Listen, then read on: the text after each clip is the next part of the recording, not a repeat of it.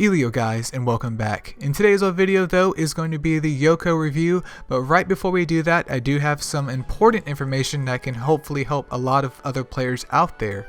So right before we begin, on my other screen here I have a spreadsheet, yes, made by none other than it's your boy himself. It is a work in progress tier list for Infinite Magicraid. Here I have all of the units listed, especially with their rarity, their class, what mark they belong to, and do keep in mind that at the time of this video the game is in soft launch. It's been out for maybe a week, maybe a little bit more by the time this video goes up here, so all of this stuff is purely subjective. And I just want you guys to know that this exists, like this is here. You can get access to it either from the video, which is a link directly to the subreddit, or if you haven't joined the official Discord yet, please feel free to do so and check out the list, because if you guys have any input that you can give to me, it's going to help make the tier list more relevant.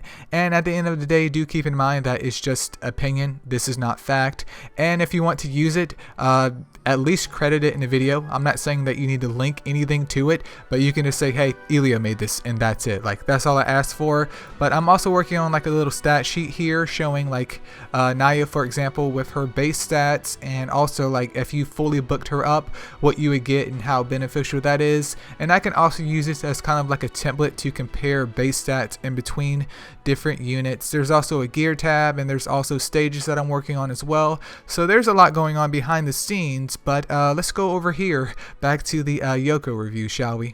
Alright, so starting off here with Yoko, she's actually my first legendary, and at first I was like, I'm not sure if I really like her.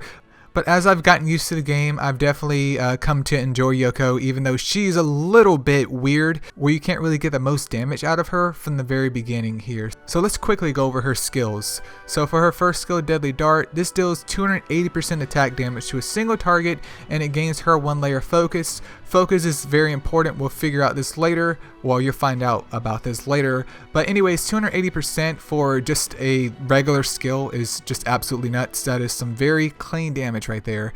And with books all the way booked up, it does go up to, I believe, 360%, so that is still pretty meaty here. Alright, and then for her next skill, Concentrate, Yoko's weapon is switched from Clearness to Broken Wave, and she gains 1 layer of focus every time that she switches in between Concentrate, which is basically different forms. And with this fully booked up, you gain 3 layers of focus in between switching with your different forms, and your skill cooldown reduction is reduced by 1 turn, so you can essentially spam this move. And now you're probably wondering, Elio, what the heck is focus? What are you talking about here? So with focus, it obviously kind of synergizes here with her flexible stance, which is her passive skill. So in between her 2 stances, she can either take less damage or take more damage, and with it fully booked up here, this goes from 18% to 26%, and I do believe there's an additional 2% added to her with her exclusive weapon, but we can check that here shortly, meaning not only is she able to kind of mitigate damage on herself, but if you want to get her like in a more DPS state before you pop her ultimate, that is clean and easy to do as well. Now I'm going to tell you already, if you really want to use her to her full advantage or her full potential, you have to be playing manually, because sometimes the AI just does weird stuff. But here for her ultimate is Nitin Ichiryu. Hopefully I'm pronouncing that right here. It does have a 5-turn cooldown, so it needs to be, you know, packing some heat, and luckily it does. So with its base stats, it deals 640% attack damage to a single enemy with a 10% chance to inflict stun for each focus layer for 1 round, and then you obviously lose 5 layers of focus here. So if you have 10 focus layers stacked up on her, which is her maximum, then you're pretty much guaranteed to stun the enemy unless they somehow resist it. And with lower layers, I haven't really found this working against bosses, of course, but with PvE mobs it does work sometimes it doesn't. But normally when I do this, it's around the 6th layer mark, and that's just because I'm trying to nuke something. I'm not really trying to get everything up to level 10 for the focus to go over there and tear it up. But we can see here with the skill books that it does go up to a whopping 820. Yeah, 820, you guys. 820 for single target damage. That is some smiley face gaming, and the cooldown goes to 4. So in between those 4 turns for her cooldown for her ultimate, if you're stacking up that focus real quick, oh man, life is good here. Alright, so starting off here with her equipment, we can see that I have not only the wild set on her, but also the fearless set.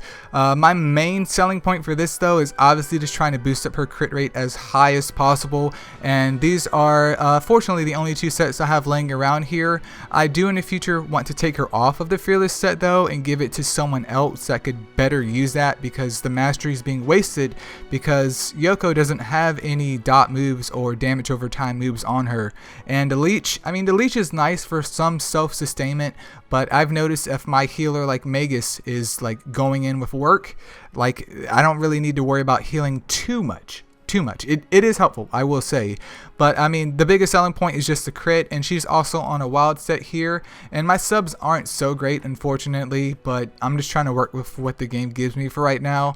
So it is what it is, but in the future I would love to get her on like a double wild set just to give her that 16% attack boost and also that additional crit, because as a DPS you should be focusing on DPS and making sure she can hit as hard as possible.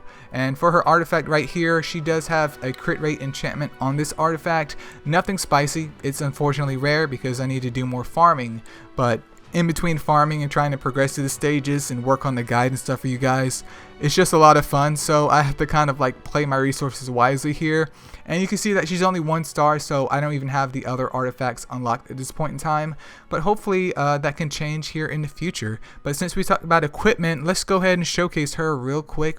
Alright, so here's Yoko in action here, and once again, remember we have the whole focus stacks going on here. So normally what I like to start off with is just having her attack. We see that focus layer come up here. This is the concentrate move where she can kind of switch in between her different forms.